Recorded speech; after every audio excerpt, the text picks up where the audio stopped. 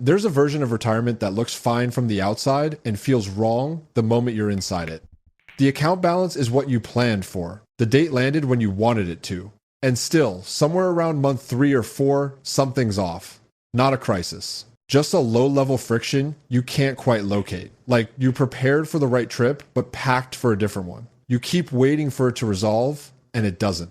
It just sits there, this quiet wrongness you can't name. People spend years getting the number right. Almost nobody tests if they can actually live on it. They rehearse the money, not the life. Skip that, and it costs you. Not someday, fast. Harder than you think. Start with the practice run. Don't plan to live on your retirement income. Just do it. Pick a month, or 3 if you can. Run your life on the number you say you'll retire on. No cushion, no rounding up because you're not retired yet. That number, treat your bank account like it's day one. Start now. What most people discover is that the spreadsheet is a work of optimistic fiction. Not because they lied to themselves. Because a spreadsheet can't feel the month your car needs 4 new tires, or the week you're bored and spend $200 you didn't plan to, or the slow realization that you budgeted for what you spend on a normal month, but not for what you actually need to feel okay across all of them. The irregular expenses, the social ones, the ones that don't fit any category but still show up. Those things don't live in rows and columns. They live in real months, and the only way to find them is to run a real month. There's also something psychological that happens when the money stops coming in and starts going out. It feels different from what you think it will. Some people tighten up more than they expected. Some spend more than they planned because they finally have time, and time creates its own spending. You don't know which one you are until you're actually in it. The gap between your plan number and your real number is almost always fixable if you find it before you leave. After you leave, fixing it means going back to work, or selling something, or quietly shrinking a life you already started. That's a different problem. The pressure changes. The options shrink. The math might look the same. The feeling doesn't. Run the experiment while you still have income. Find the leaks, adjust. Find more leaks, adjust again. The spreadsheet is just the start. Living on the number is where it gets honest. Then there's the conversation nobody wants to have with their adult kids. If you are in your late 50s or early 60s and you are still the financial backstop for grown children, covering shortfalls, co-signing things, sending money when they're short, absorbing the quiet, ongoing costs of lives that should be theirs to carry, you are not budgeting for your retirement. You are budgeting for everyone's life at once and calling it yours. Nobody talks about it. The conversation feels like rejection, like telling your kid they're on their own now, like picking a number over a person. So it doesn't happen. Another month goes by. The money keeps moving. Somewhere in the math, there's a line that never gets named and quietly eats the plan year after year. Underneath it is identity. Being the one people need is a role. Hold it long enough and it stops feeling like a role. It just feels like you. The provider doesn't retire. Stepping back isn't just about money. It feels like losing a version of yourself you've been for decades. That loss is real.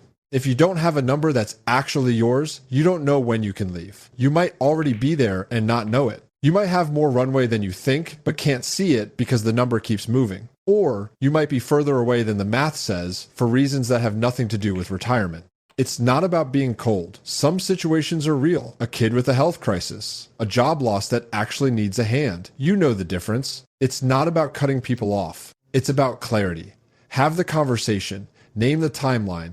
Let them know what's changing and when. Give them time. But get a number that's yours, not a blend of everyone else's. Then there's the test drive.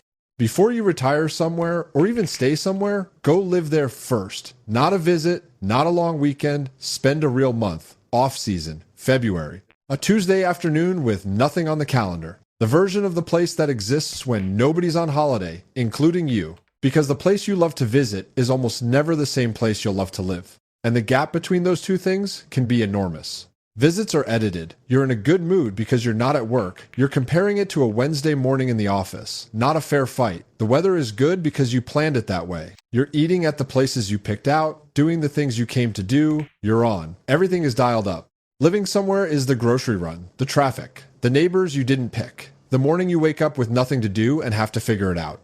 It's realizing the nearest person you know is 4 hours away. It's winter. It's summer when everyone who makes the place feel alive leaves. Some places pass, some don't. The place you've been dreaming about for 20 years might feel isolating in a way you didn't see coming, or smaller than you expected, or just wrong in a way you can't explain but feel anyway. Finding that out before you sell the house is inconvenient. Finding it out after is expensive, not just with money. There's a cost to unwinding a life you already started. There's a cost to admitting the picture was wrong. Underneath all of it is the fear nobody says out loud. If the dream place doesn't work, what was all of it for? That's the real test drive, not just the place. The story you told yourself about what the good life looks like. Spend a month in it. Let it be ordinary. See if ordinary there still feels like enough. 3 of these come back to the same thing. Not money, not logistics. Finding out something true about yourself before the moment you're forced to find it out under pressure with less time and fewer options. The practice run tells you if your number is real or just a guess. The conversation with your kids tells you if your plan is actually yours or if you've been carrying weight you never agreed to.